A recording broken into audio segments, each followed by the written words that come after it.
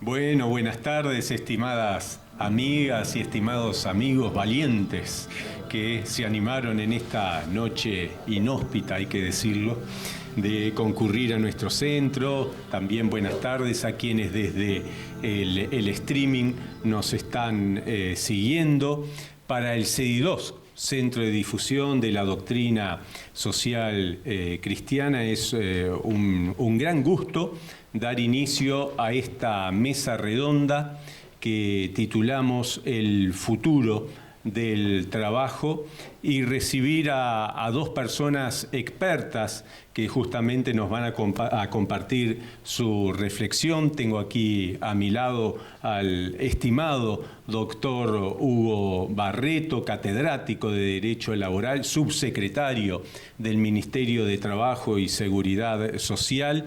También nos acompaña la doctora Lidia Garrido, que en este momento está llegando, en unos minutos va a estar llegando, entonces para compartir también su experiencia, en este caso como investigadora responsable del informe que la Comisión de Futuros del Parlamento elaboró sobre el futuro del trabajo y el trabajo del futuro. Y bueno, para nosotros como CEDIDOSC esto es motivo de reflexionar también acerca de esta temática, que es una temática de mucha actualidad, pero que, como vamos a ver, también hunde raíces históricas muy importantes que vinculan justamente el fenómeno del cambio tecnológico con aquellas transformaciones que ocurren en el mercado de trabajo, un fenómeno que es constitutivo de la mismísima humanidad, porque somos humanidad desde que hay trabajo, y desde que hay trabajo también hay innovación tecnológica. Sin embargo, este es un fenómeno que comienza a adquirir protagonismo. Vean ustedes, y por esto es muy pertinente trabajarlo desde nuestro centro, comienza a adquirir protagonismo con la revolución industrial, con sus enormes transformaciones ocurridas en el plano tecnológico, de las relaciones laborales, que fue el contexto histórico que dio origen a la doctrina social de la Iglesia. Entonces, nos resulta este tema absolutamente pertinente, al menos desde dos puntos de vista. El primero es amplio, digamos que para la doctrina social de la Iglesia, nada de lo humano nos es ajeno. Me estoy refiriendo a esa máxima que une a todos los humanismos, en este caso una expresión que es incluso anterior a Jesucristo y que refiere entonces a la necesidad de dar cuenta de todos los fenómenos humanos. Para la doctrina social de la Iglesia, cualquier temática social amerita su análisis, su reflexión, y sin duda eso ocurre con el trabajo y con el futuro del trabajo. Notoriamente, las encíclicas sociales, esta es la segunda mirada, ya yendo un poquito más a los contenidos magisteriales de la Iglesia, desde las encíclicas sociales siempre ha habido una mirada indudable sobre el mundo del trabajo, pero también sobre los futuros del trabajo. Eso es algo que tenemos que decir con contundencia. Claramente no hay ninguna encíclica cuyo propósito sea analizar el futuro del trabajo. Sin embargo, está presente a lo largo de esta historia de 140 años, bueno, la presencia de estas expresiones, a las que podemos aludir, por ejemplo, haciendo un análisis de texto estadístico. Vean ustedes que la última encíclica, la recientemente publicada por León XIV, menciona el concepto del futuro unas 20 veces. Es una palabra que se repite unas 20 veces. Y el concepto del trabajo unas 65 veces. O sea, claramente hay como una intención de abordar el fenómeno del trabajo y en muchos casos en relación con lo que se espera en el futuro. Como ustedes saben, es una encíclica escrita para dar cuenta de las transformaciones que están ocurriendo en tiempos de inteligencia artificial. Así que esto está presente sin duda en nuestra última encíclica, pero también en la primera de ellas. La primera de ellas, la Rerum Novarum, es una encíclica más reducida.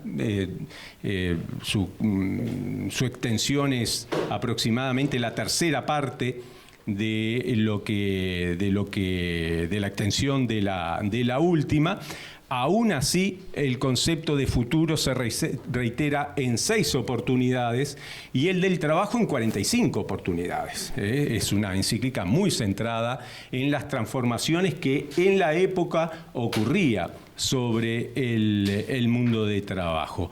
Así que, en este caso, las transformaciones ocurridas a partir de lo que se denomina el maquinismo industrial, o luego en esta periodización que tan frecuentemente utilizamos en las ciencias sociales, la primera revolución industrial.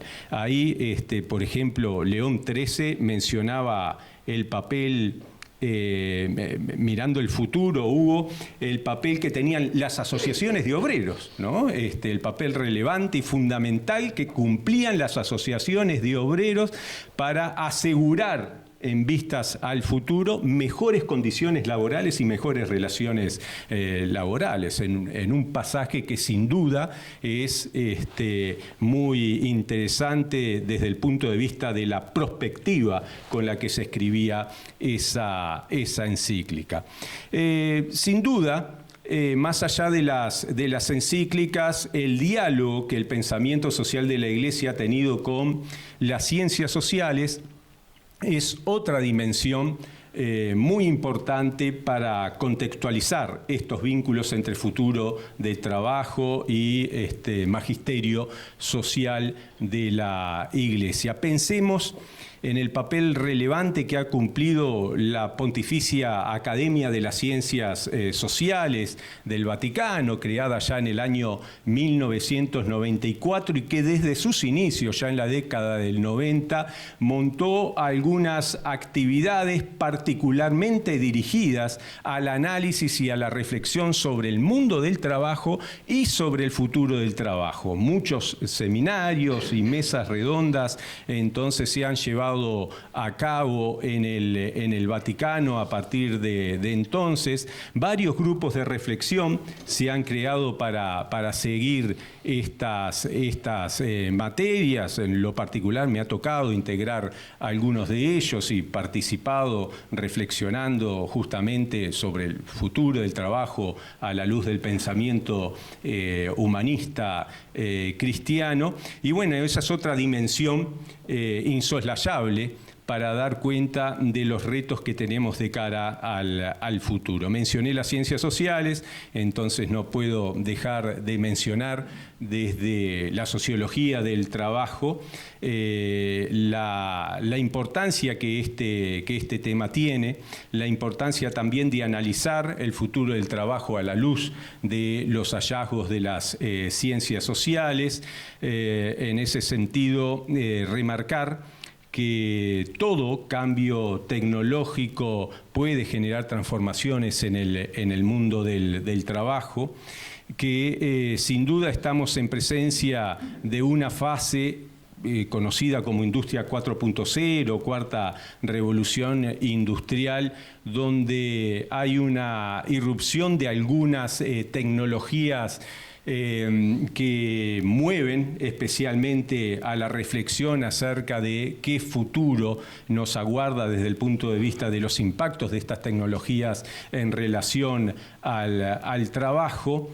Y ahí, entonces, cerrando esta parte introductoria, yo diría que el gran desafío, volviendo a una mirada ética sobre estas cuestiones, es comprender a esos cambios tecnológicos en relación a la dignidad humana, poniéndolos al servicio de la construcción del bien común, poniendo esos cambios tecnológicos al servicio de la dignidad humana, al servicio de los derechos humanos, al servicio entonces de un mundo del trabajo más justo y más solidario. ¿Hay potencialidad para ello? Lo hay. También es cierto que los escenarios que se abren son, asoman con muchas interrogantes, donde no hay definiciones muy precisas por parte de los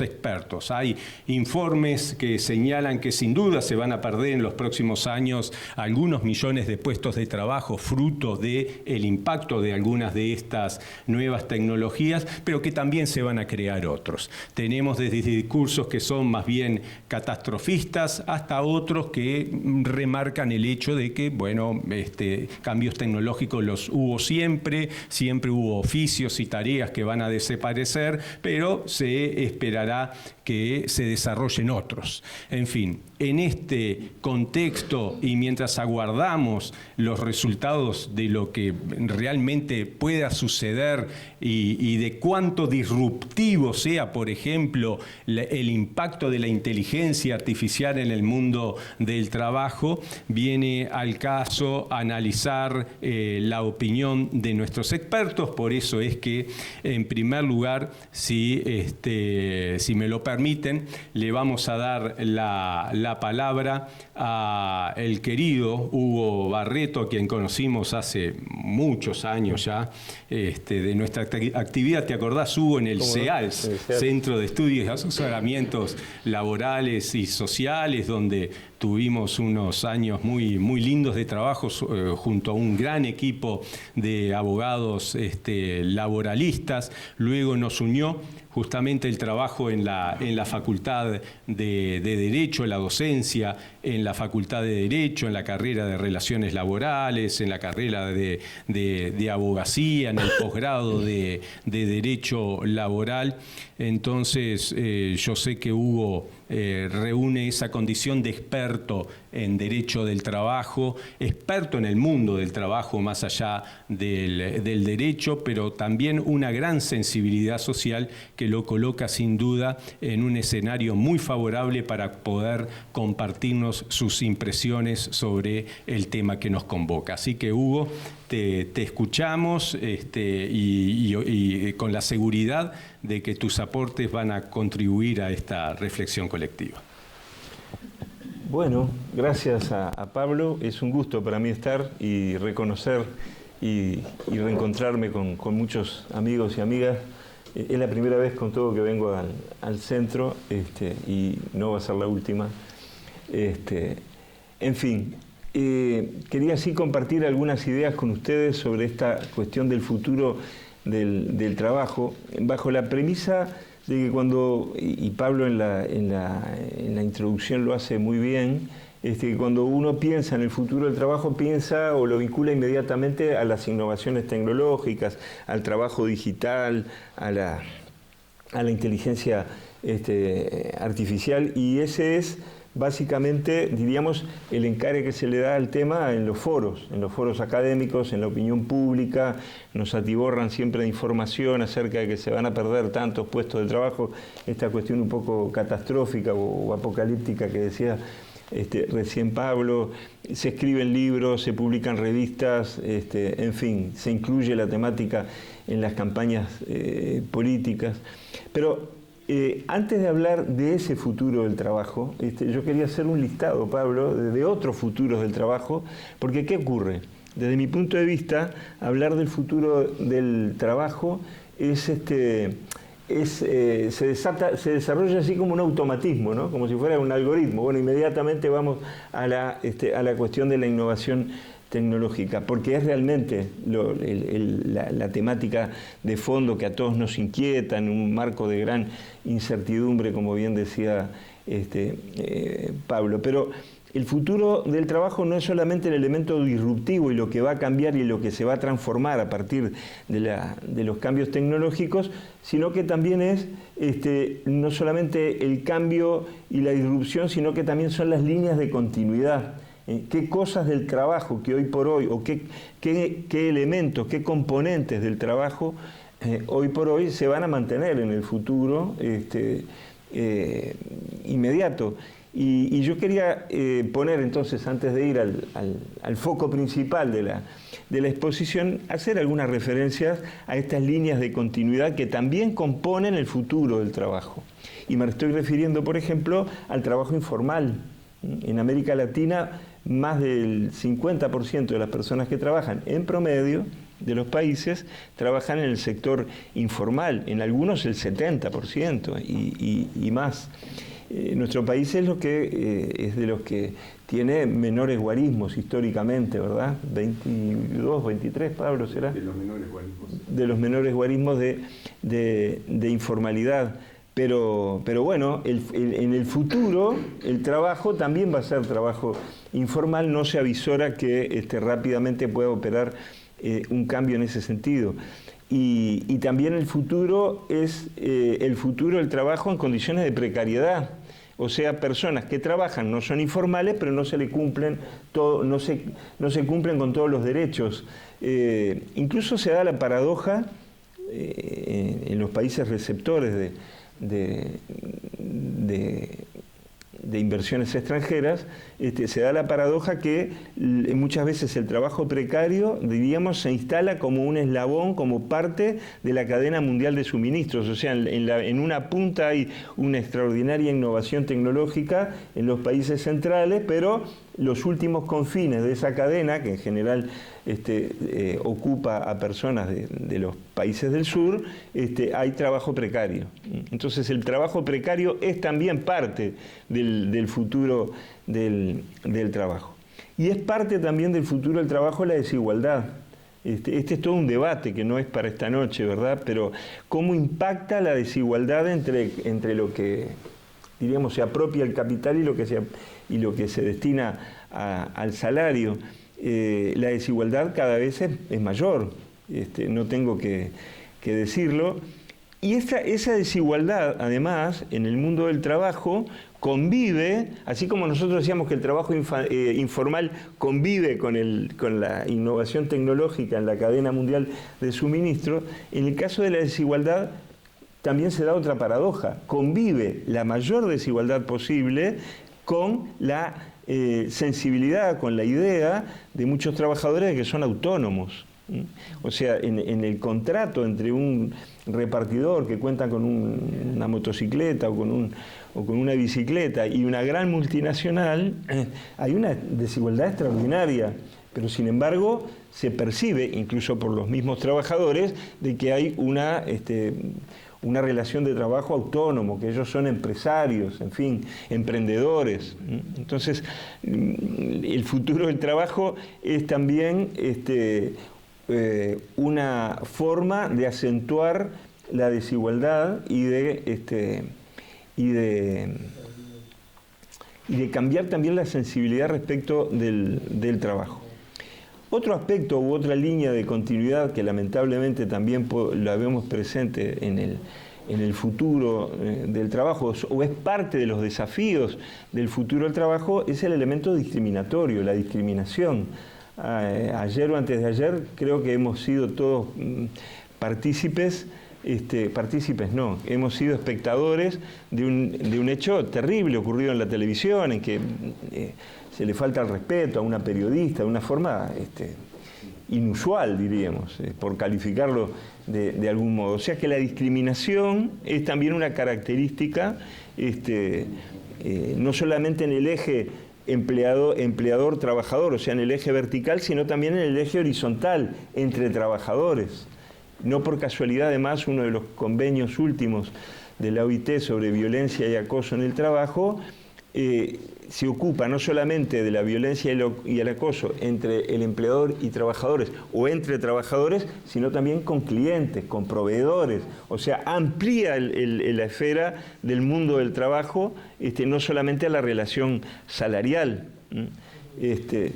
Y bueno, hay también desafíos en materia ambiental, el cuidado de la casa común, como dice la encíclica de Francisco. En fin, quería dejar planteado eso de que, no, desde mi punto de vista, naturalmente, no olvidemos que cuando hablamos del futuro del trabajo estamos hablando probablemente de muchos futuros o de muchos componentes del futuro del trabajo. Pero bueno, concentrándonos en el que es motivo, diríamos en definitiva, de esta reunión, quiero caracterizar brevemente a la aplicación tecnológica como disparador del futuro del trabajo con base en dos elementos, dos componentes. Primero, una característica importante, me parece, Pablo podrá hablar con mayor propiedad que yo de esto,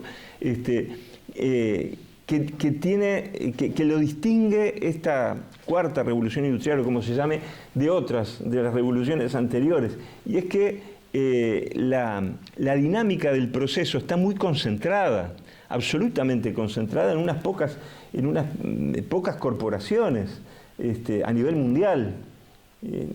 Eso denota el poder que tiene la tecnología y el capital para transformar, pero a su vez para concentrar. Hay una notable aceleración también del cambio tecnológico. En este debate acerca del cambio tecnológico y las formas de regular el trabajo para proteger los derechos de las personas que trabajan, hay quienes dicen, bueno, no, este cambio es tan acelerado que es imposible seguirle el ritmo y por lo tanto no hay que regularlo desde el punto de vista, hay que dejarlo hacer. Hay que dejarlo progresar. Y eso nos lleva al segundo elemento. Uno es la notable concentración en núcleos empresarios corporativos, conjuntamente con la aceleración, y el otro, el elemento más ideológico, que tiene que ver con el fundamento de que esa tecnología hay que dejarla actuar, es espontánea, es natural, ¿verdad? Hay como una naturalización del componente tecnológico, sea cual sea la consecuencia inmediata.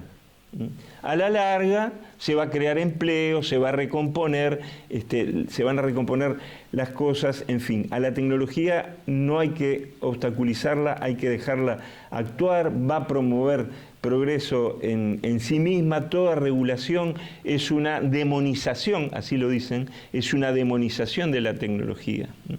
Y eso constituye, como ustedes imaginarán, una mirada escéptica hacia los derechos. ¿Para qué vamos a regular si esto cambia constantemente? Habría que estar casi dictando normas día por medio, por decir una cosa un poco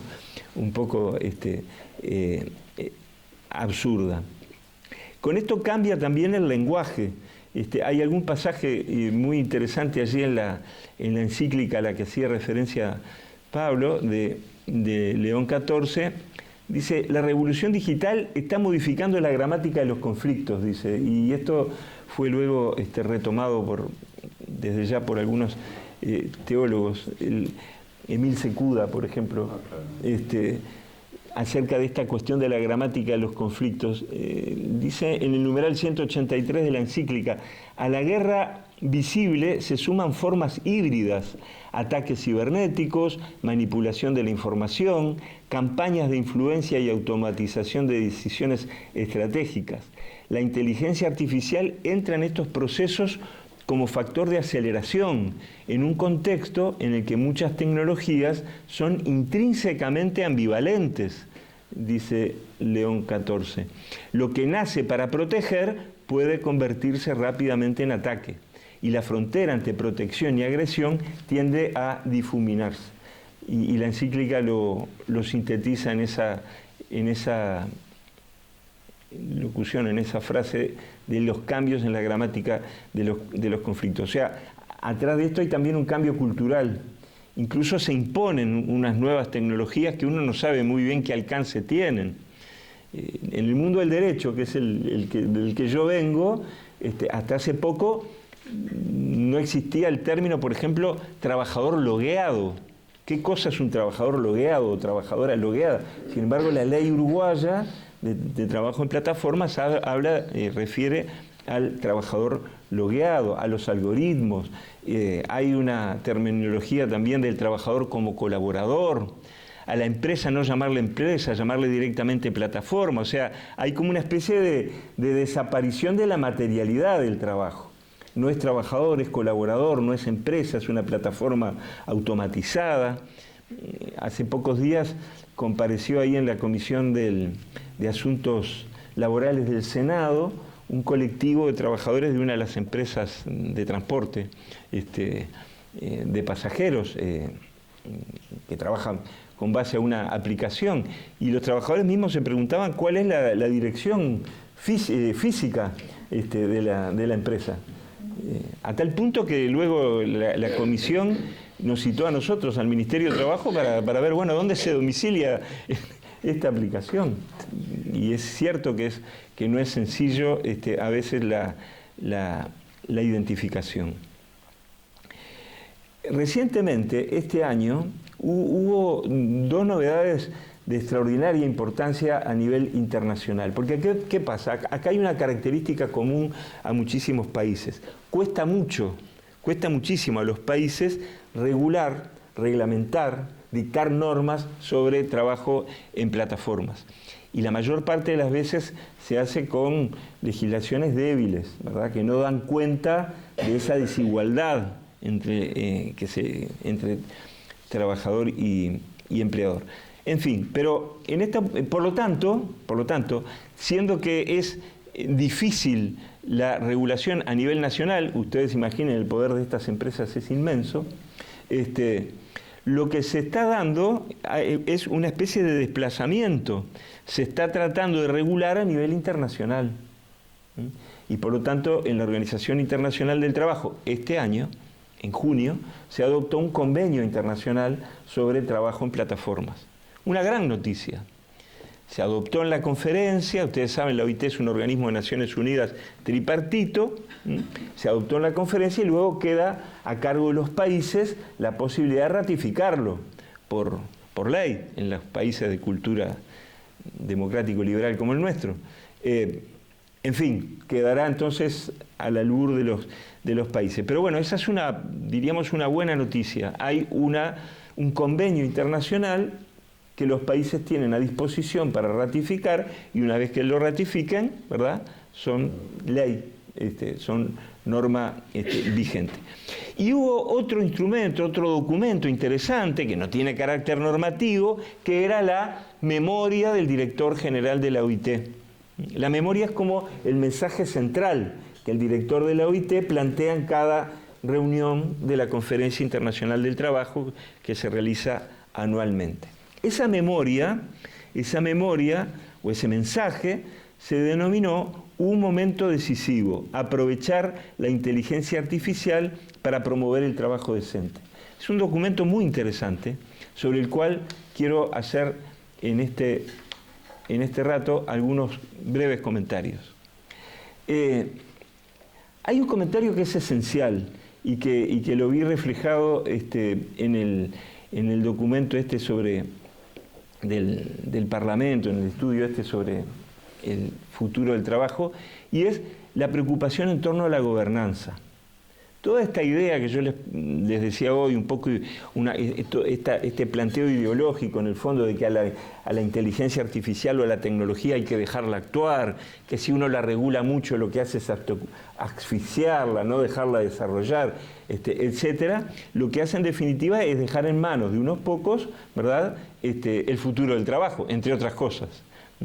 Por lo tanto, la OIT, en este mensaje del director general, dice: la pregunta que debemos formularnos no es si la transformación, no es si la inteligencia artificial transformará las economías, transformará el trabajo, transformará las empresas, porque eso ya está ocurriendo. Eso ya está ocurriendo. La pregunta fundamental es cómo gobernar esos procesos, cómo gobernar esa transformación para que genere empleo decente y una prosperidad compartida. Esto tiene una referencia, me suscita una referencia a una vieja lectura que hacíamos hace muchos años con Pablo Guerra sobre aquel dirigente Bruno Trentin. Ah, claro, sí, el italiano. El italiano. Que Marco Superviel, un maestro y amigo común de ambos, nos había acercado allí una entrevista. Y este dirigente sindical y político... Un monográfico sobre el futuro del trabajo escrito en los 80. En los 80. En los 80, publicado por la Fundación Iglesias de España. Exacto. Yo tengo la fotocopia ahí. Sí, sí. No llego a tanto detalle. Tengo el original en casa. Bien, claro. Y este dirigente sindical, luego eurodiputado, etcétera, obviamente una persona venida de la izquierda, lo que decía era, cuando los sindicatos se han opuesto a los cambios, ¿te acordás, Pablo? Cuando los sindicatos se han opuesto o nos hemos opuesto a los cambios, solo hemos cosechado gloriosas derrotas, decía Trentin. Solo hemos cosechado gloriosas derrotas. El verdadero desafío es cogobernar los cambios, decía ya él. Cogobernar los cambios. La OIT y la encíclica de León XIV, desde luego no está lejos de esto, también menciona el desafío de la gobernanza de los cambios tecnológicos. Y el aporte que hace esta memoria, este mensaje del director general, diríamos, se sintetiza en 4 elementos claves que él menciona y que yo ahora, para finalizar, voy a desarrollar muy brevemente. 4 elementos claves, entonces, tendientes a la idea de la gobernanza, de los cambios, de las transformaciones tecnológicas y, obviamente, sus impactos en el mundo del trabajo. En primer lugar, dice este documento de OIT, la importancia que reviste la protección de los principios y los derechos fundamentales de las personas que trabajan. Principios y derechos fundamentales. O sea, ustedes lo habrán visto en su vida cotidiana, ¿no? ¿Verdad? La persona que trabaja en reparto de mercancías o la persona que trabaja en el transporte de personas, laboran la mayor parte de las veces en un régimen, diríamos, de arrendamiento de servicios, o sea, en un régimen de autonomía. No son empleados dependientes, ¿verdad? Es un poco la condición que tienen que cumplir para ingresar a trabajar, ¿verdad? El margen de negociación que tienen de las características del contrato es nulo. O aceptan trabajar en esas condiciones o por lo menos esa puerta no se les abre. Por lo tanto, hay un primer desafío, si nosotros estamos convencidos de los valores a los que se hacía referencia hoy más temprano, del bien común, de la dignidad humana, etcétera, es que esos trabajadores que laboran de manera autónoma tienen que ser también titulares de derechos. Tienen que ser, o sea, y en esto avanza bastante, yo diría, el Convenio Internacional del Trabajo, de reconocer derechos también a las personas que trabajan en régimen de autonomía. Derechos a la salud y seguridad, a la protección frente a accidentes de trabajo, etcétera. Un segundo elemento, importante también, es contar con criterios claros para determinar cuándo hay trabajo autónomo y cuándo hay trabajo dependiente.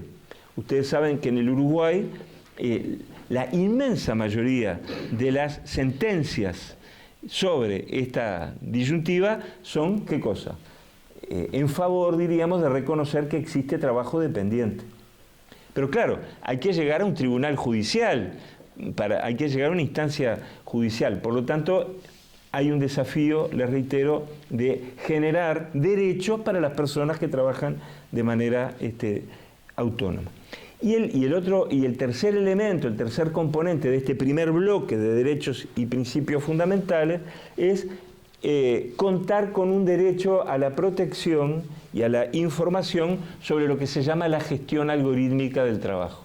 O sea, cuáles son los componentes, ¿verdad? Cuáles son las herramientas con que cuenta la inteligencia artificial, ¿verdad?, los algoritmos, para efectuar la selección de personal, por ejemplo, para evitar los sesgos discriminatorios, ¿verdad? O de qué manera se efectúa la vigilancia y el control del trabajo, porque antes era muy fácil, había un jefe de sección, ¿verdad?, que iba y tocaba al hombre y decía, a ver si se ponen a trabajar, ¿verdad? Hoy por hoy la vigilancia y el control es mucho más sofisticado y puede incluso avanzar sobre la privacidad de las personas.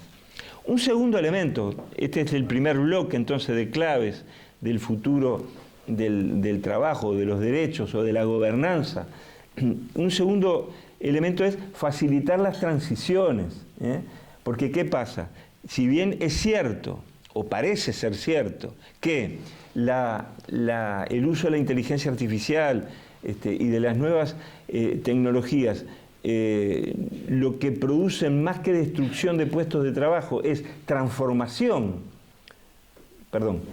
más que destrucción de empleos, lo que produce es transformación de las tareas. Allí hay una diferencia importante a tener en cuenta, pero eso requiere, diríamos, de políticas públicas en materia de capacitación de las personas, de dar cobertura a los ingresos en los periodos en que eventualmente pueda quedar desempleado.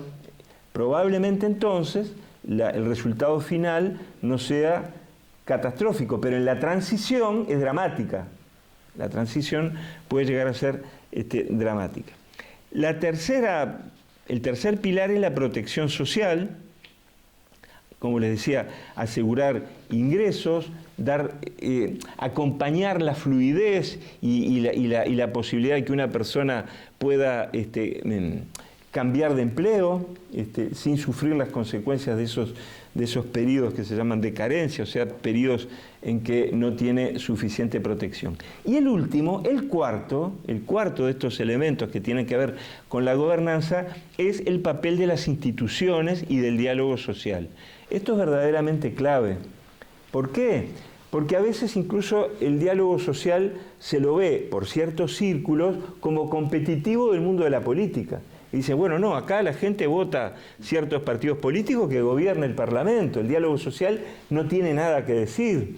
Sin embargo, el diálogo social es un ejercicio democrático en el plano social y económico. No tengo que explicarles yo, ¿verdad?, la importancia que tiene la participación y la construcción del bien común. En fin, en esta parte, el mensaje del director de la OIT dice textualmente: cuando los empleadores y los trabajadores participan de manera significativa en el diseño y la implementación de la inteligencia artificial, los resultados tienden a ser más justos y equilibrados. Esto parece una cosa muy obvia, ¿verdad? Pero sin embargo no es lo que se cumple, no es lo que ocurre. Hay un gran desafío en términos, diríamos, de desbalance en la gobernanza de las transformaciones tecnológicas. El primer elemento fundamental para un diálogo social genuino e igualitario no es otra cosa que reconocer la legitimidad de los actores. Esto también puede resultar obvio en nuestro país, donde se reconoce que el movimiento sindical es absolutamente legítimo, las cámaras empresariales son representativas, etc. Pero esto no es lo corriente. En muchos países hay, diríamos, cuestionamientos a la legitimidad de los actores. Entonces, un primer elemento importante es el reconocimiento y los derechos de las organizaciones de trabajadores y empleadores. Y el segundo elemento es la importancia que tiene el conocimiento, comprender para participar, porque de nada valdría decir, hay sindicatos a los que se reconocen los derechos, pero no tienen las capacidades suficientes para participar, para elaborar, ¿verdad?, para deliberar.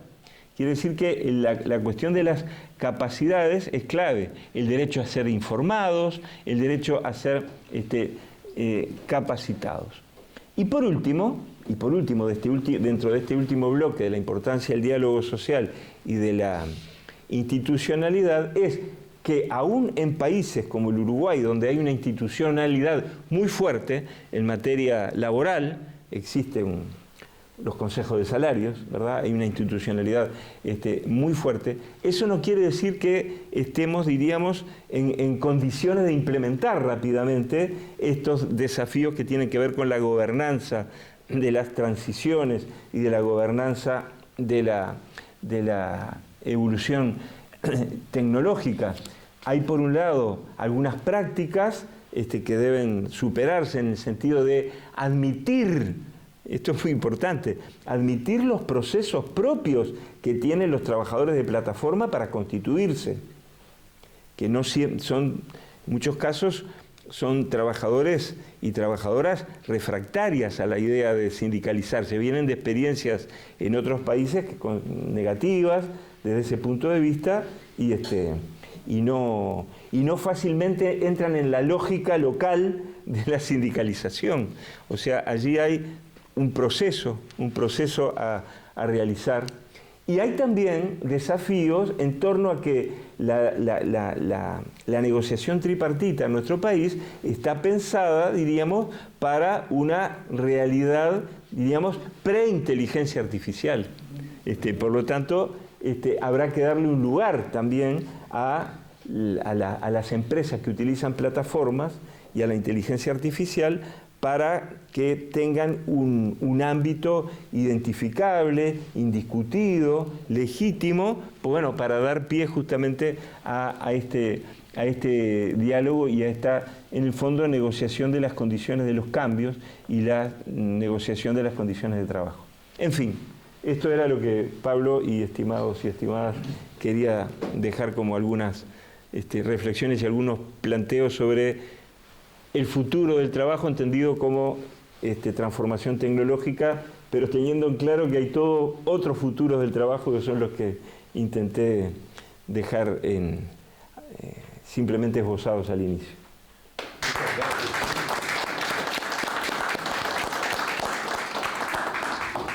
Muchas gracias. Hugo, sigue acá, por favor. Sí, pero así la colega está cómoda.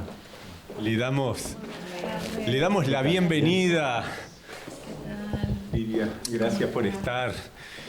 A la doctora Lidia Garrido, que, se ha venido de lejos en un día tan inhóspito como el de hoy, así que te agradecemos mucho, realmente mucho.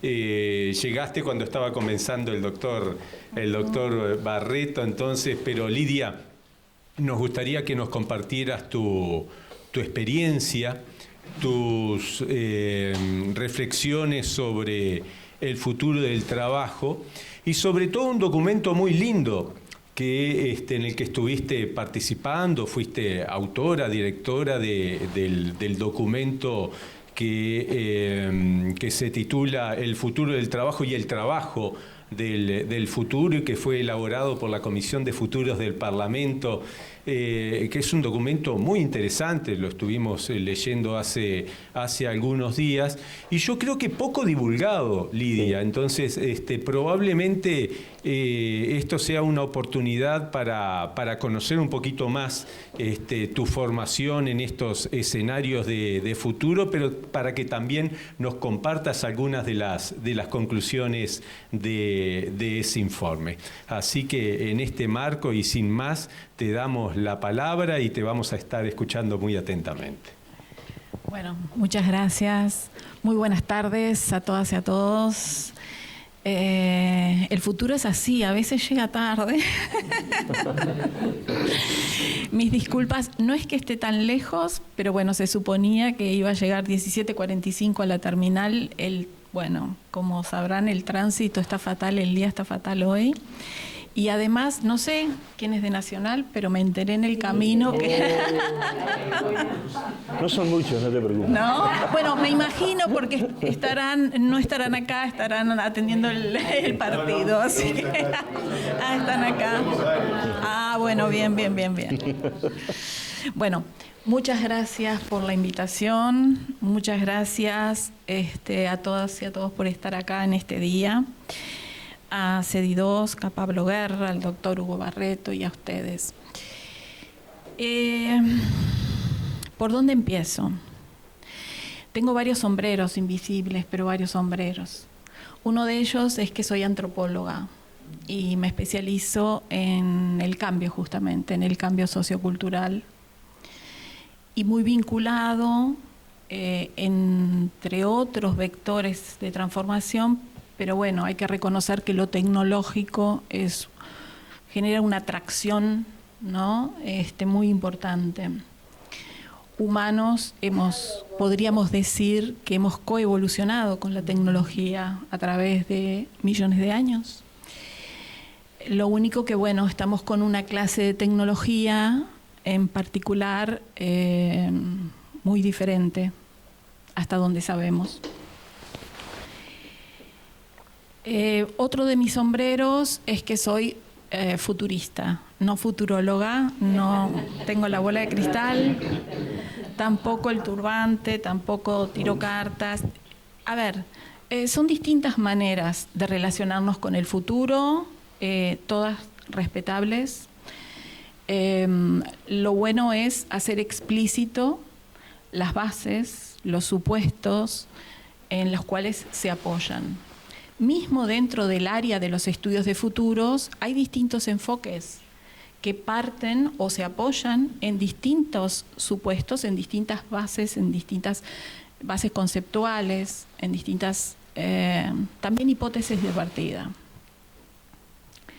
Y entonces, vinculándolo con el futuro del trabajo, y para aterrizar esto que quiero mostrar, es como que dentro de este mundo que ha tendido a caracterizarse por la polarización y por los opuestos, por un lado los tecnofatalistas que anuncian un tsunami de desempleo, y por otro lado los tecnooptimistas, podríamos decir, que encuentran que ha llegado el momento de la abundancia, donde prácticamente no va a ser casi ni necesario trabajar. El tema es, ¿dónde está la respuesta a la situación que estamos viviendo? ¿En alguna de estas dos puntas, de estos dos polos, en un gradiente, o en un aceptar de que no sabemos, pero que lo que nosotros imaginemos y lo que estemos usando como supuestos para imaginar lo que va a ocurrir está condicionando la manera en que nosotros estamos viendo el presente y la forma en que nosotros estamos viendo las alternativas y las posibilidades? Entonces, el enfoque que trabajo como futurista, soy directora de una cátedra UNESCO en anticipación sociocultural y resiliencia, es el enfoque de sistemas anticipatorios y de alfabetización en futuros. Sistemas anticipatorios entendidos todos los seres vivos con esta capacidad, propiedad inherente, porque es la que nos ha permitido básicamente sobrevivir, porque logramos anticipar biológicamente y los humanos también cognitivamente. Por eso los árboles pierden sus hojas cuando se acorta la luz, ¿verdad? Entonces, la diferencia que nosotros tenemos, hasta donde sabemos, o hasta donde yo sé, con el resto de los seres vivos, y apoyada en estas bases biológicas, el pilar es el doctor Robert Rosen, un biólogo matemático, discípulo de Rajewski, que fue uno de los primeros en el tema de la cibernética también, aunque era biólogo. Se apoya en estas profundas bases, en estas robustas bases biológicas y cognitivas. Y se complementa, que es lo que hizo el proyecto de anticipación y alfabetización en futuros de la UNESCO, con este enfoque que coloca más el foco en cómo nosotros estamos usando, entre comillas, el futuro a través de nuestra imaginación, de nuestra prospección, la prospección como esa capacidad de alta abstracción de imaginar más allá del ahora. Perdón, Lidia, ¿te podemos pedir que hables un poquitito más fuerte? Ok. No, porque el micrófono es para los que están del otro lado de la pantalla. Bien. Bueno. Para los que estamos Gracias. Entonces decía, a través de nuestros imaginarios, de nuestras creencias, de nuestros conocimientos, hay una incidencia sobre lo que imaginamos, creemos como futuro, ya sea posible, deseable, probable, está influyendo en la manera en que nosotros estamos viendo este presente. Y esos imaginarios también están conectados con nuestras emociones. Entonces, también puede ocurrir que se levanten resistencias, temores o deseos que pueden ser casi como, a veces yo digo, ¿no?, como la cartita a los Reyes Magos, ¿no? Entramos a imaginar, desear, proyectar a partir de lo conocido hoy. Porque dentro de este enfoque, y lo que hacemos explícito es que dentro de este enfoque consideramos de que el futuro en sí mismo no existe, porque si no estaría determinado. Y creemos entonces en la libertad o en cierta capacidad de elección de incidencia. Cosa distinta es que hayan condicionantes, que hayan ciertas cuestiones estructurantes, ¿verdad? Que si no actuamos sobre ellas van a condicionar futuros. Entonces, desde este enfoque, y para redondear, nos paramos en el presente para abrir esta caja negra de los supuestos anticipatorios, de los procesos cognitivos donde están nuestros supuestos, que también son una clase de algoritmo, porque no solo hay sesgo en la inteligencia artificial, también lo hay en nosotros. Entonces, con estas robustas bases teóricas que intenté sintetizar, solo dar algún que otro titular, que son de carácter interdisciplinario, más allá de que hablé mucho del tema de lo biológico y de lo cognitivo. A partir de entonces de estas bases teóricas, se desarrollan metodologías que conectan con el sentido práctico. Y con este marco es que hacemos distintos diseños. Diseños ya sea para procesos de investigación, diseños ya sea para fortalecimiento de capacidades y competencias anticipatorias, diseños para generar consultoría, en fin, en insumos. Entonces, parte de lo que se trabajó en la Comisión de Futuros del Parlamento fue, apoyados en este enfoque, ir trabajando de manera simultánea capacidades y competencias anticipatorias en el sentido de identificar, de ampliar los espacios de posibilidades en el aquí y ahora, revisar cuáles son los supuestos que están condicionando, por ejemplo, alternativas como esta entre lo tecnofatalista y lo tecnooptimista, y entrar a ver las relaciones, interacciones e interrelaciones entre las distintas dimensiones, niveles y capas que tiene un tema como el futuro del trabajo y el trabajo del futuro. Y así fue que, empezando a que el tema eventualmente era un tema de especialistas en derecho laboral, porque eso fue lo primero que se imaginaron que tenía que ver con el trabajo, se fue abriendo a intervincular múltiples dimensiones y aspectos, que por ahí voy a mirar en el prólogo. Y entonces, bueno, prestar atención a esto que estaba diciendo respecto a cómo estamos usando el futuro, al contexto mayor en el cual, o a los múltiples contextos en los cuales nosotros estamos insertos. Uruguay y la temática del trabajo está inserta en dinámicas, en relaciones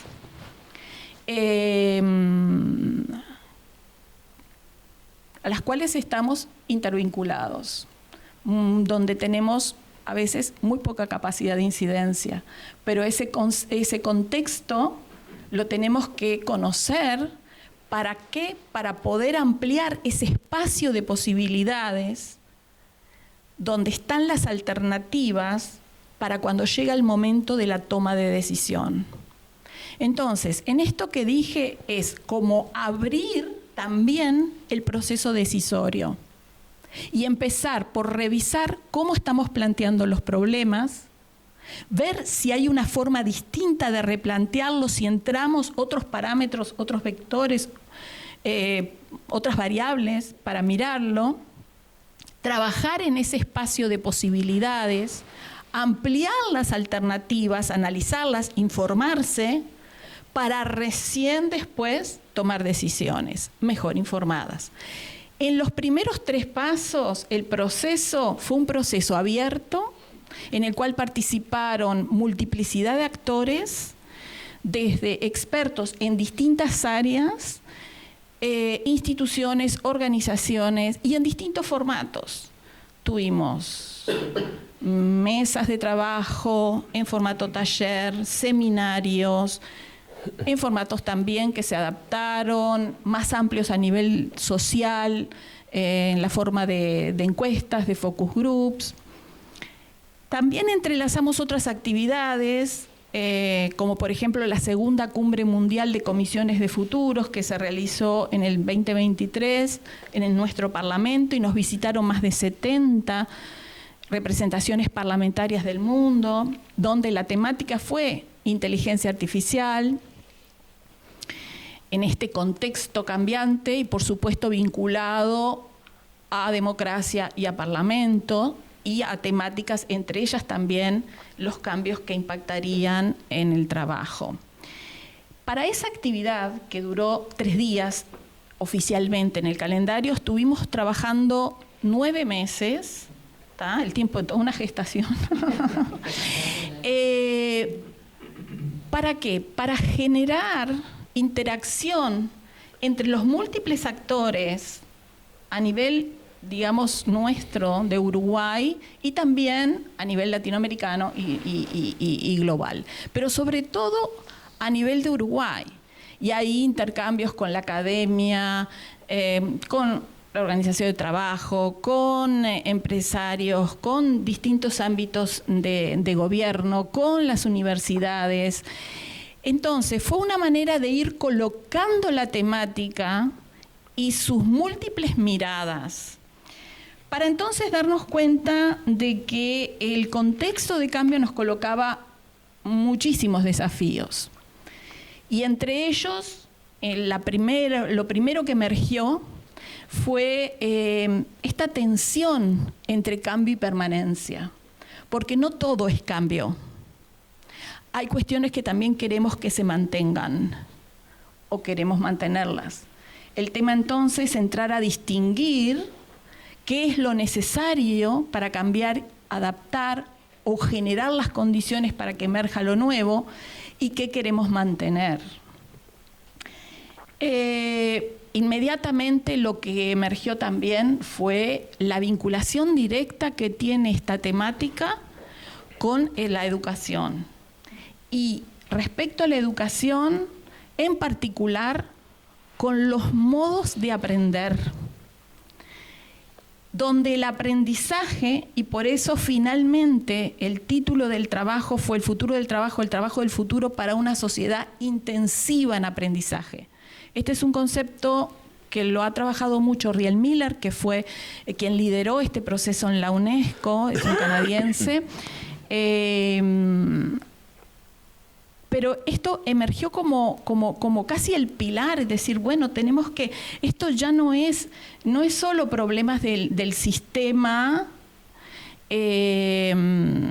aquí en Uruguay, es un tema que cambió la sociedad para la cual los sistemas educativos prácticamente en todo el mundo fueron diseñados. Entonces aquí y viene una frase de Alvin Toffler, que por ahí lo conocen, futurista, un sociólogo, que por ahí por fines de la década de los 60, aunque creo que esa publicación es del 70, pero bueno, él lo planteó, el aprender a desaprender para volver a aprender, ¿no?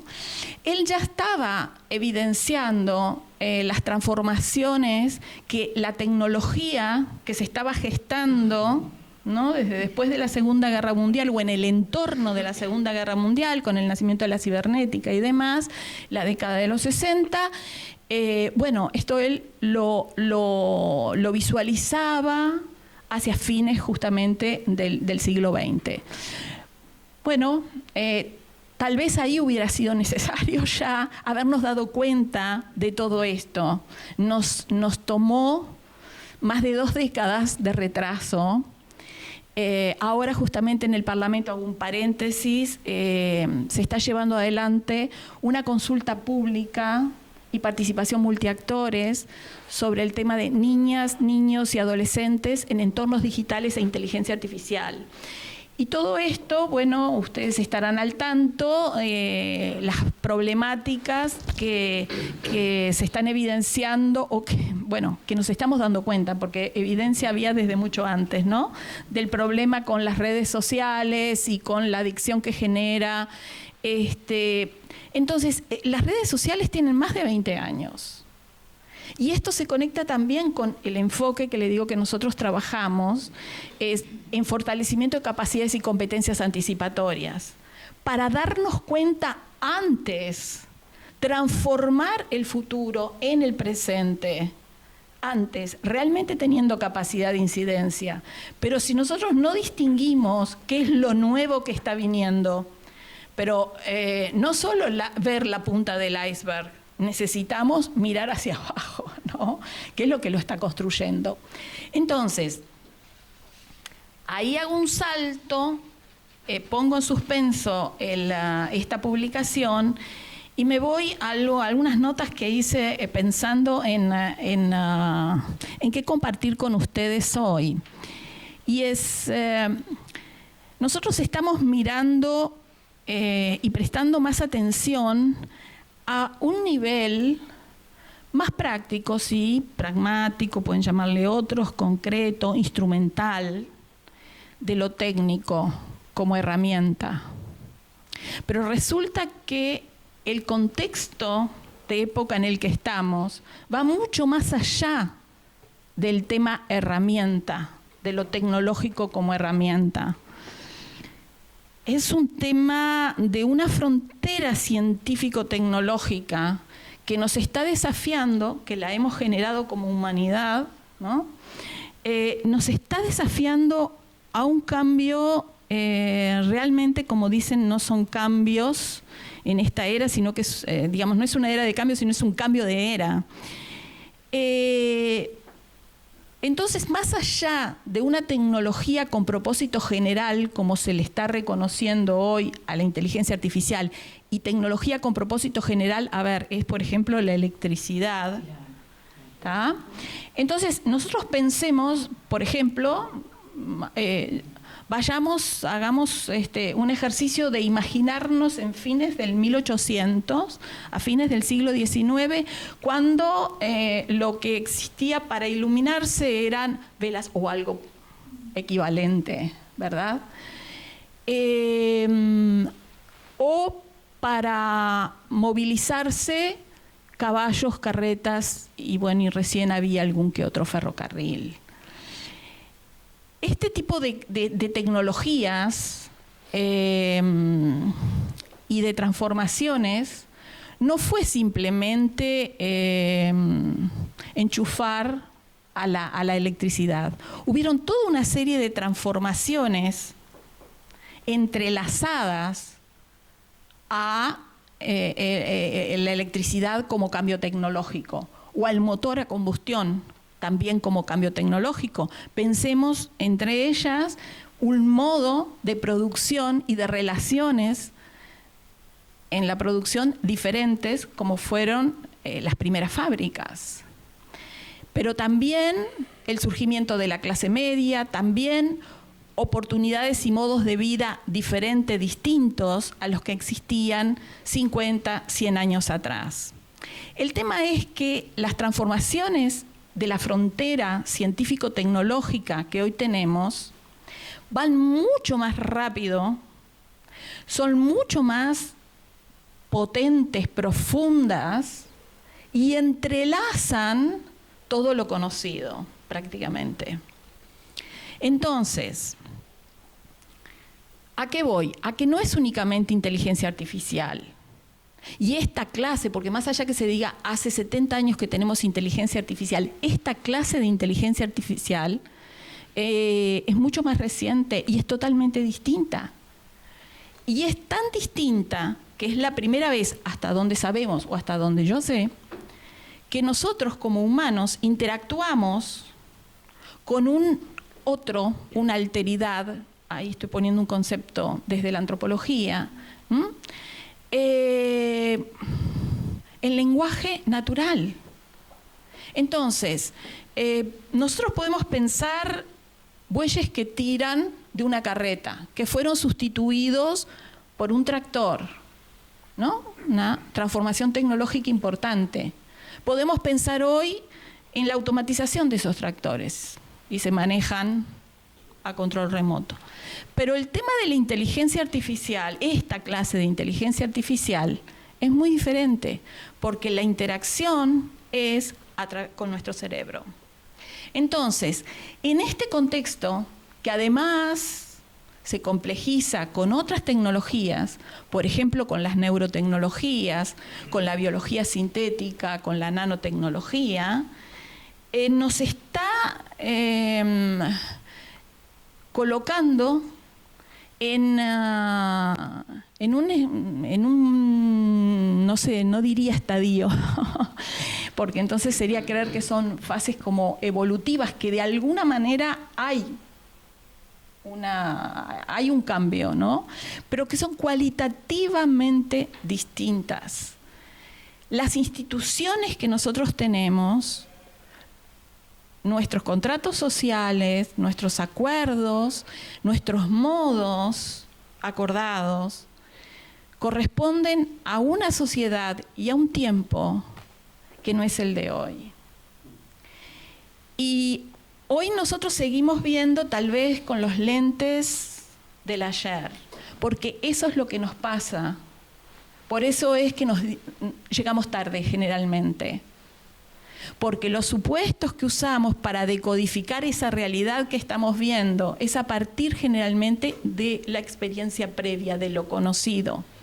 Pero estamos en un espacio-tiempo, por decirlo de alguna manera, que nos está desafiando esa frontera científico-tecnológica.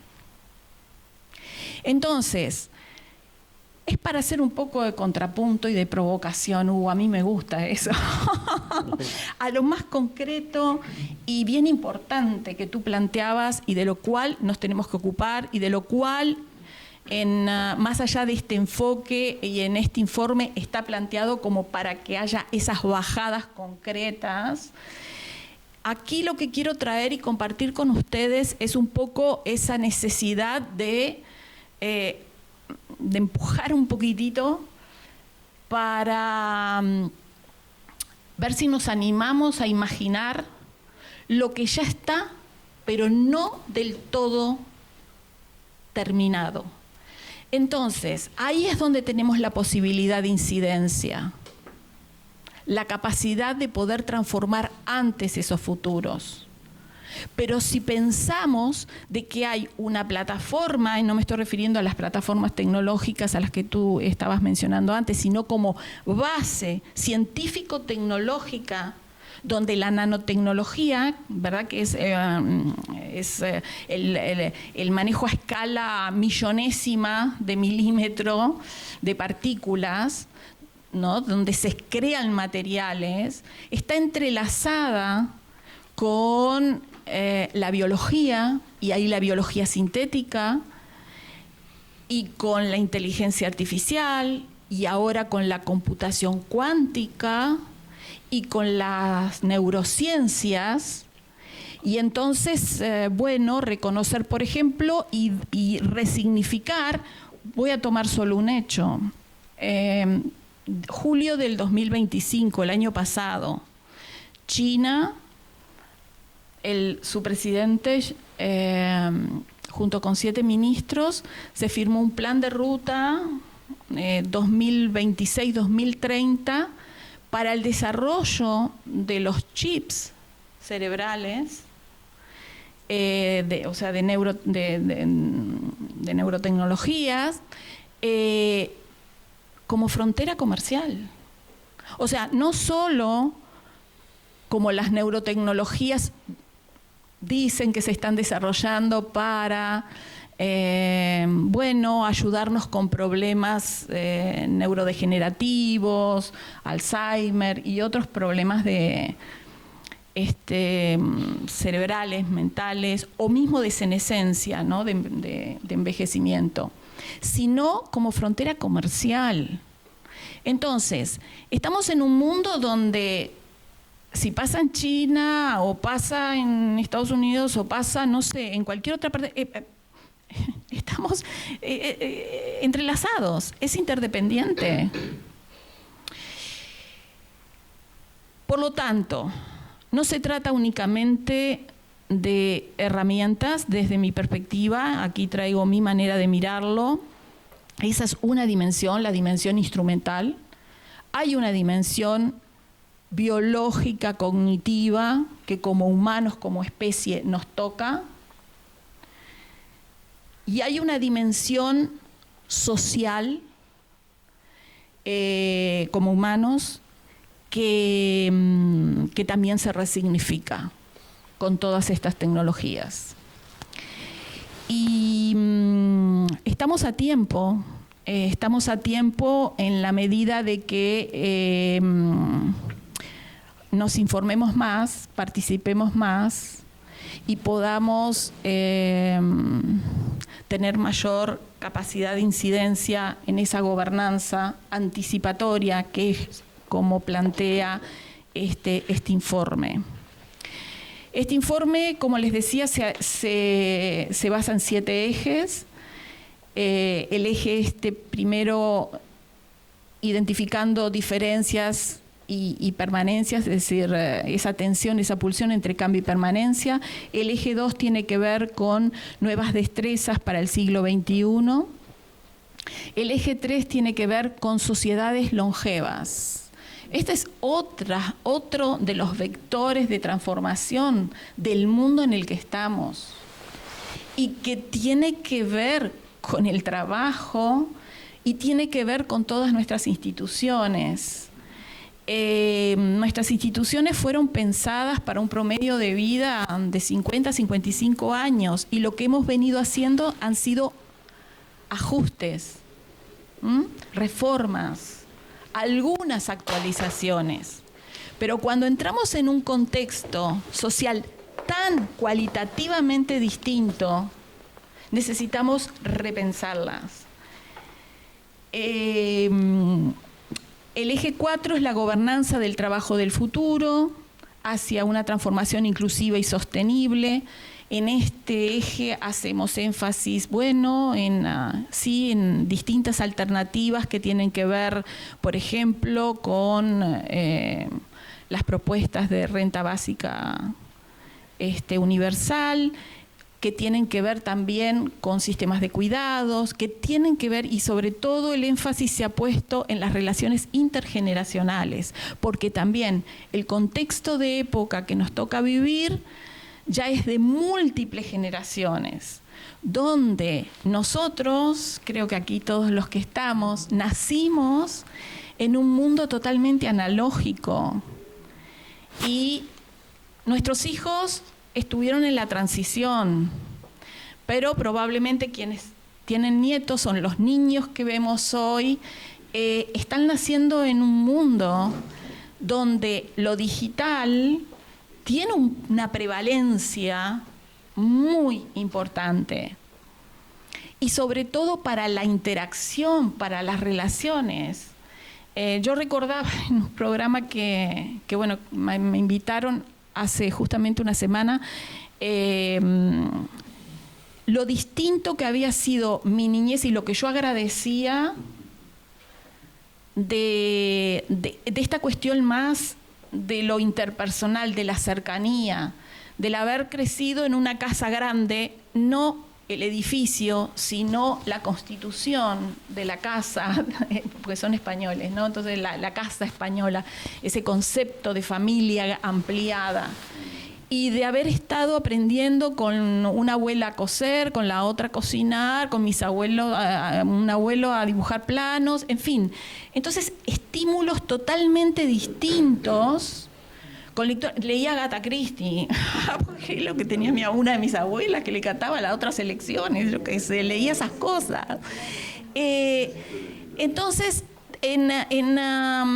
mis hijos fueron grandes maestros, porque ahí y parada desde el umbral de la puerta del dormitorio, viendo a mi hijo mayor, cómo interactuaba con los videojuegos, ¿no? Con otras personas, yo veía que aparecían en la pantalla y él se reía y hablaba. No tenía la menor idea de ese mundo. Y fueron los que me despertaron a darme cuenta de que estaban haciendo un mundo muy diferente a la experiencia, a la vivencia que tenía. Y cuando yo me enteré de lo que era la nanotecnología, en el año 2000 el Congreso de los Estados Unidos votó un presupuesto hipertrillonario para el desarrollo de esta plataforma nano-bio-infocogno. Y yo le pregunto a él, eso fue 2 o 3 años después, Foladori fue uno de los que, Guillermo Foladori es un uruguayo, pero que ha vivido en Brasil y en México, que fue el que nos invitó a formar parte de esta red latinoamericana de nanotecnología. Después de 2 días de inmersión con todo lo que él traía, yo creo que pasé 2 días de depresión, porque dije, ¿qué es este mundo? Y fui y le pregunté a mi hijo mayor. Él sabía lo que era la nanotecnología, tenía 14 años. Y era lo más natural. Entonces, todas estas cuestiones así generaron como una sinapsis de conexiones, de decir, atención, está emergiendo un mundo muy distinto al que conocíamos y al que estamos viendo. Y hoy ya está acá, y no es que no podamos hacer nada, pero creo que tiene que empezar por verse, por verlo. Y esto cierro y lo conecto con lo que dije al principio. Lo que nosotros imaginamos está condicionando lo que estamos viendo. Entonces, de ahí que es necesario abrir esa caja negra de supuestos anticipatorios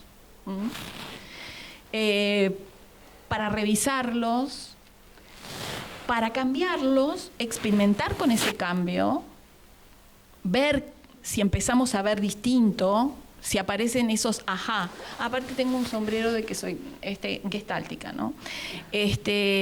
Entonces, esta cuestión del darse cuenta, que tiene que emerger, porque ahí es donde está el verdadero aprendizaje, cuando nos damos cuenta. El eje 5 tiene que ver sobre cambio climático y entre signos de interrogación, economía digital y cero emisiones. Emisiones, ¿no? Es decir, bueno, ¿qué desafíos implica? El eje 6, ahí me aventuré un poco en esta cuestión provocativa y puse inteligencia artificial coevolutiva, cómo repensamos el mundo conocido del trabajo. Es decir, en ver esta cuestión de que estamos interactuando cada vez más con esta clase de entidades, de tecnología, Y entonces, ¿por qué me apoyé en lo de coevolución, luego de consultarlo y testearlo? Y bueno, porque como humanos hemos coevolucionado con lo tecnológico, pero reitero, esta tecnología, esta frontera científico-tecnológica, pues no estoy refiriendo únicamente a la inteligencia artificial, es cualitativamente distinta. Y el eje 7, sinergias de transformación en las prácticas económicas y producción de valor del futuro. Ahí se abren 11, creo que son, que en este informe sintético, que no es sintético, pues tiene 180 páginas, pero es sintético para el estudio anterior que había, que era de casi 400, abre 11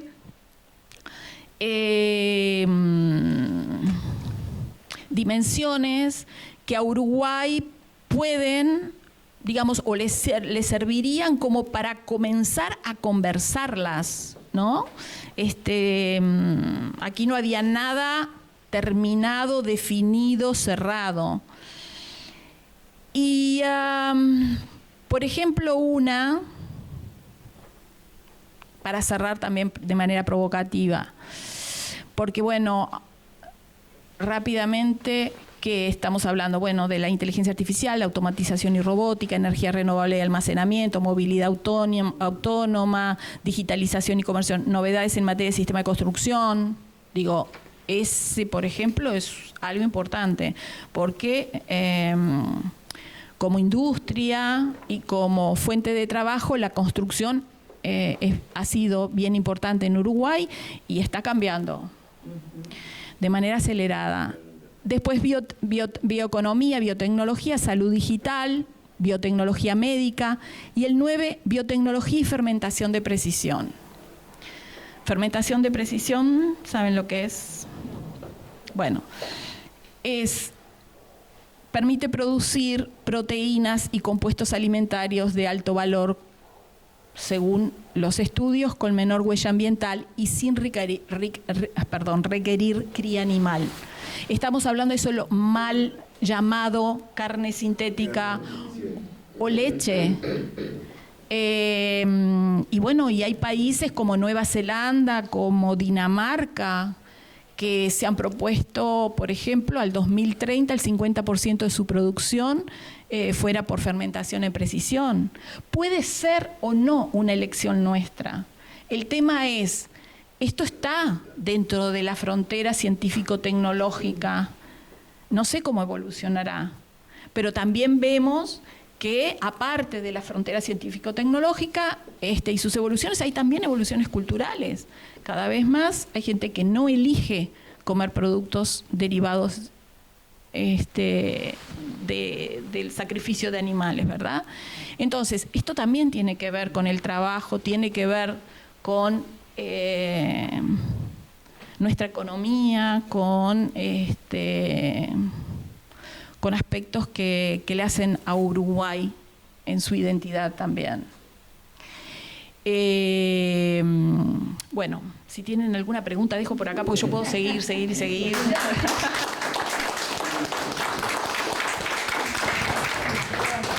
Pues muchas gracias, Lidia, por ayudarnos a pensar con complejidad esos escenarios de futuro, además con diferentes sombreritos de colores y perspectivas que seguramente son provocativas y nos van a ayudar en esta segunda parte que tenemos de unos pocos minutos, que nos van a ayudar entonces a intercambiar con nuestros ponentes. Pasamos a esa etapa. Si hay preguntas o comentarios, tanto en sala como a distancia. Amplificamos a los que están del otro lado. Bueno, tenemos gente desde Montevideo, desde Tacuarembó, desde Molles, desde Florida, desde el área metropolitana, Lagomar, Solimar, San José. Y Antonio Serrentino, desde San Jacinto, dice: Hugo, ya es un clásico en estas reflexiones y orientaciones desprovistas de los dogmatismos históricos. Y compartimos absolutamente lo que dice María, dice: un diálogo de alto nivel, qué lujo, ¿no? Perdón, Antonio, que mencionábamos al CEALS, sí. Antiguo claro. Compañero en el CEALS también. Claro. Bueno, así que Antonio, acá te recuerdan desde el CEALS también, porque ellos no escuchan si no es por el micrófono. Y Pablo, desde Florida, Fray Pablo, pregunta: en Uruguay, donde el trabajo informal es altísimo, ¿cómo haríamos para que la IA no sea solo para que los que ya tienen trabajo formal, sino para los que necesitan más oportunidades? Hasta ahora. ¿Te animás a responder eso, Lidia? Bueno, porque una de las recomendaciones de este estudio fue la propuesta de una universalización de aprendizaje en inteligencia artificial. Es decir, así como en el siglo XIX, fines del siglo XIX, fue necesaria esa alfabetización universal para aprender a leer, escribir, sumar. Bueno, en estos momentos interactuar con estas tecnologías entendíamos de que era algo urgente y que con esta misma lógica, ¿no?, de la educación universal, la diferencia es que si planteamos es que, bueno, no debería ser como que estandarizada, como fue pensada la alfabetización y el sistema educativo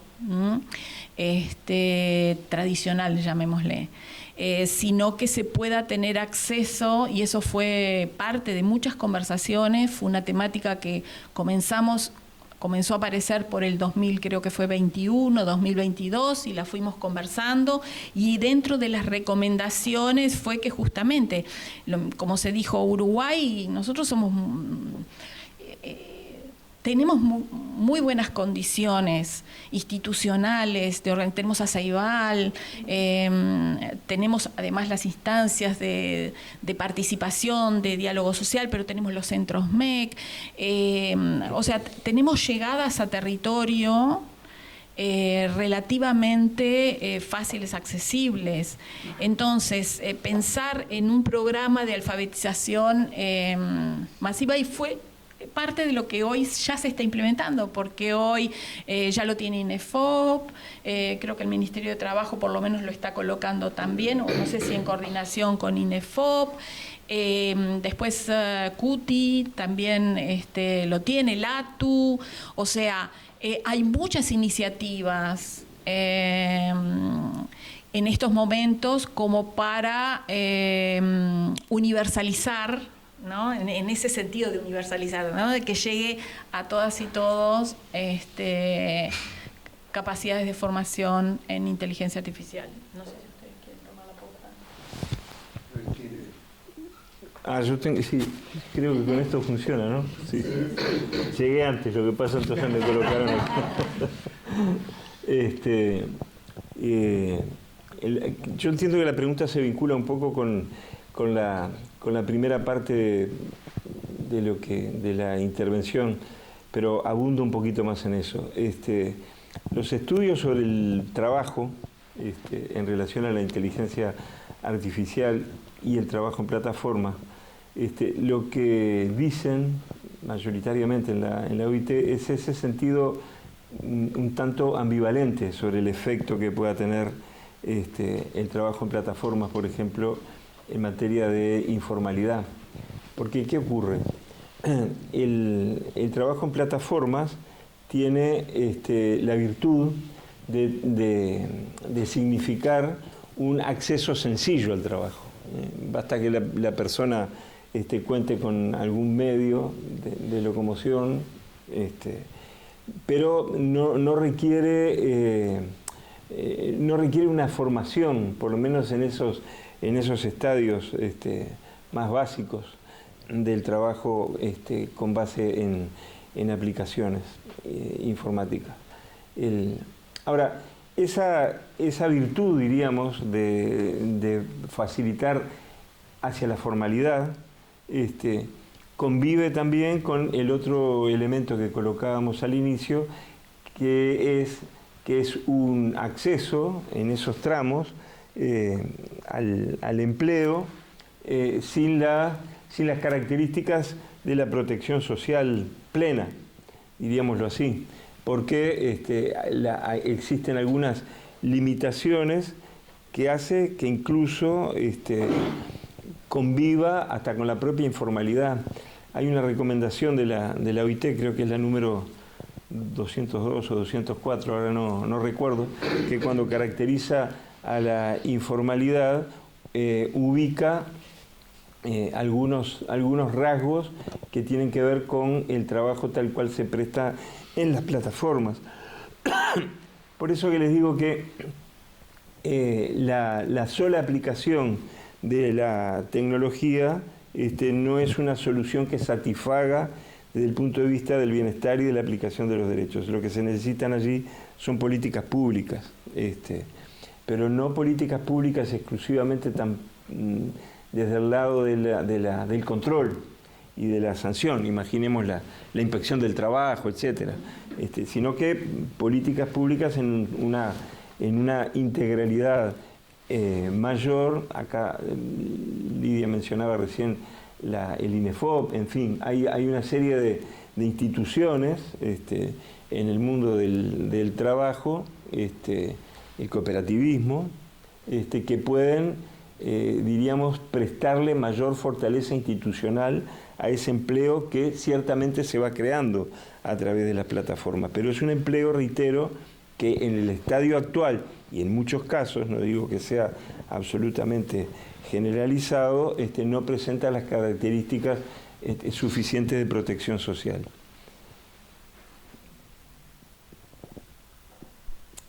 No sé si algo...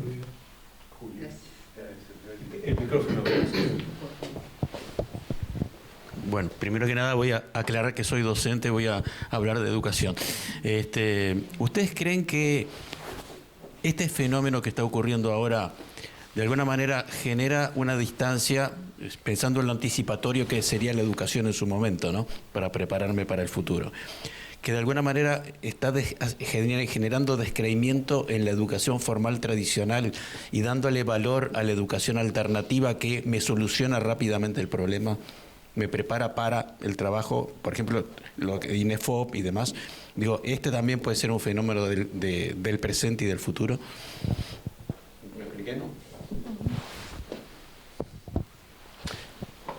¿Quieres empezar tú? Bueno, empiezo yo. En realidad, la aplicación, la cuestión informática o las nuevas tecnologías aplicadas al mundo de la enseñanza son un desafío extraordinario.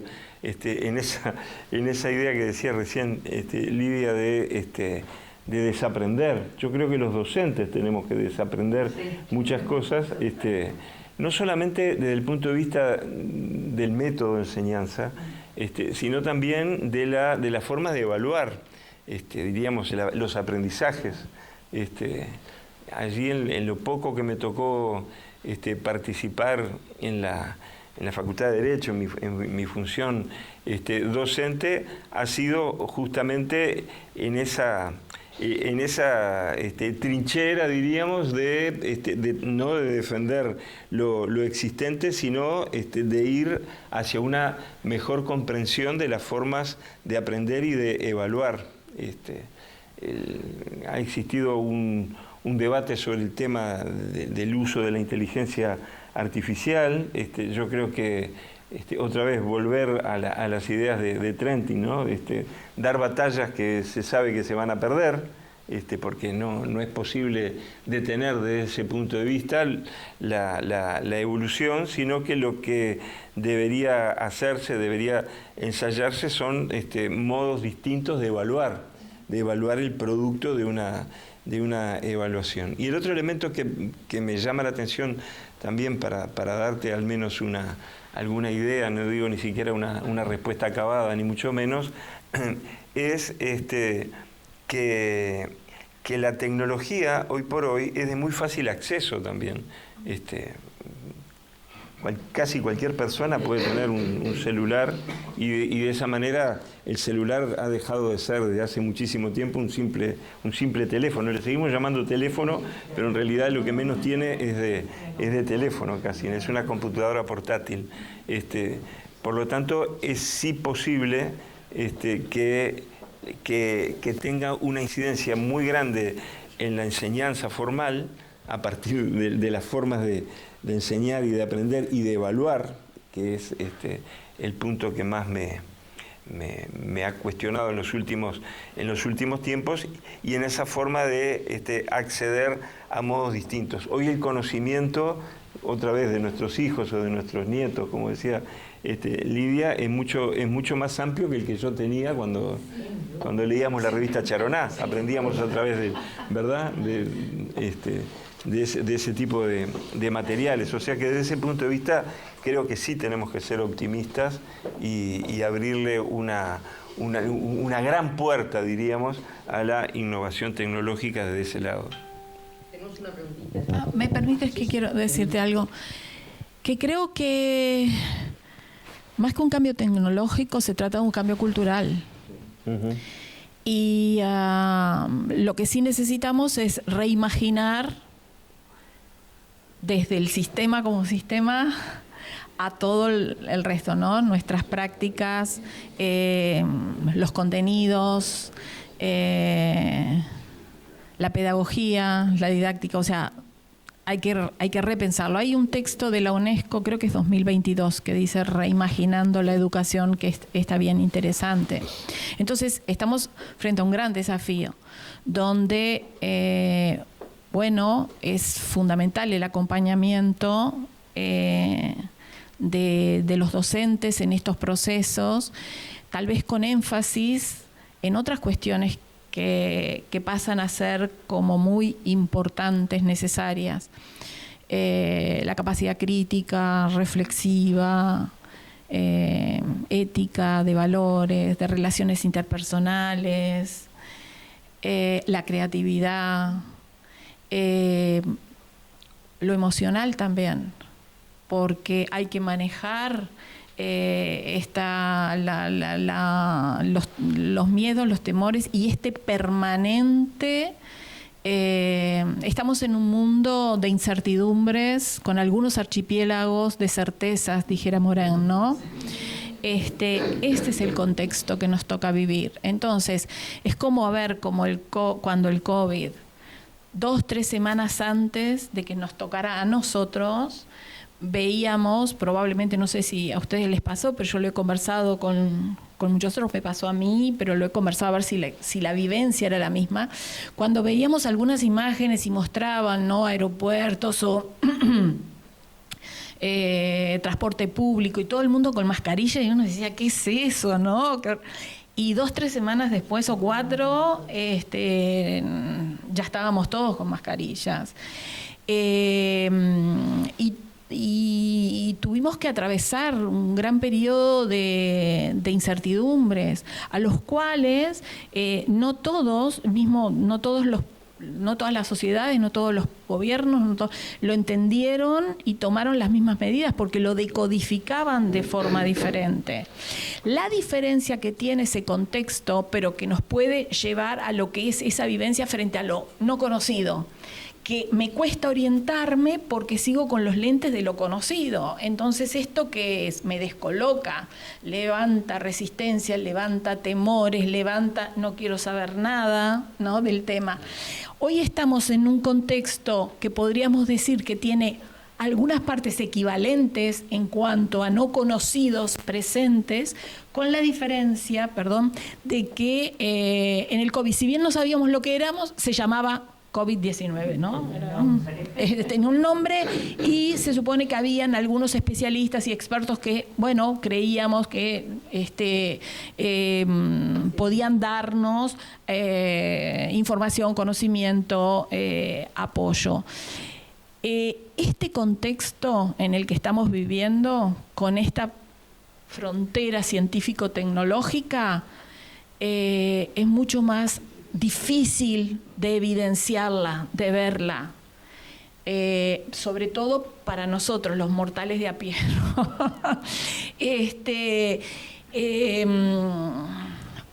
Por eso también es que hay que redoblar esfuerzos de información. Las últimas preguntas a distancia, y con eso vamos redondeando. Claro. Oscar Díaz pregunta si consideran que en estas instancias del avance tecnológico el trabajo deja de ser un derecho para una vida humanamente digna y pasa a ser considerado un bien.